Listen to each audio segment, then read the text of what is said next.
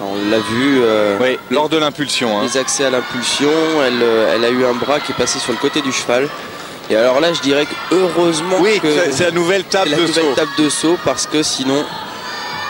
Vous avez vu son bras gauche glisser et ne pas prendre d'appui. Heureusement, regardez bien, au ralenti. On voit la main. Le bras droit, c'est le bras droit en fait. Ouais. Parce qu'elle est de dos, c'est le bras droit qui glisse. Ça va aller, elle s'en est bien sortie. Oui, elle a l'air totalement sereine. Hein. Non, il n'y a pas de souci et tout.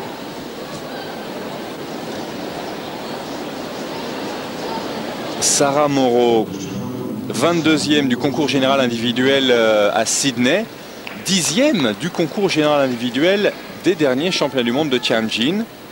Elle avait fait encore mieux lors des derniers championnats d'Europe avec une 7e place à Brême.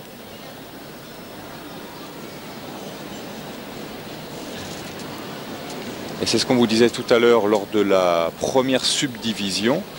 Eh bien, l'Espagne est toujours présente, que ce soit en gymnastique rythmique comme en gymnastique artistique d'ailleurs.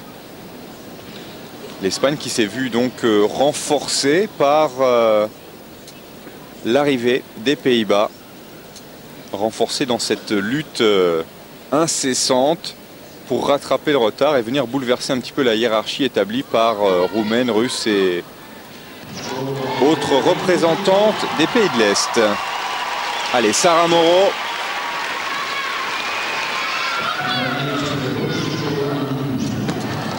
Oui.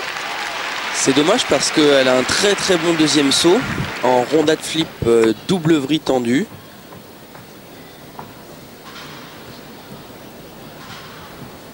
Oui, c'est dommage, hein. C'est ce qu'on vous disait en regardant son palmarès. Eh bien, confirmation que cette jeune femme a du talent et qu'elle est sur le circuit depuis de nombreuses années. On parlait justement des Néerlandaises. Eh bien, voici leur meilleure représentante, Verona Vandeleur. Ouais, qui nous avait montré de très grandes capacités lors du concours par équipe. Et là, elle nous remontre encore un mouvement très original avec un travail en petite barre en endo. Oui, les Néerlandaises qui avaient terminé 5e du concours par équipe, qui avaient la possibilité de terminer mieux que ça, hein, mais bon. Ouais. Hein.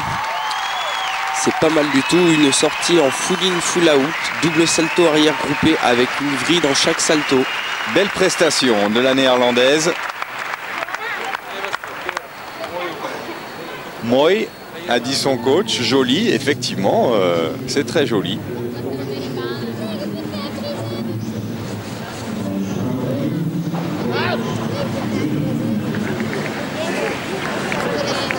Et on voit les positions des mains notamment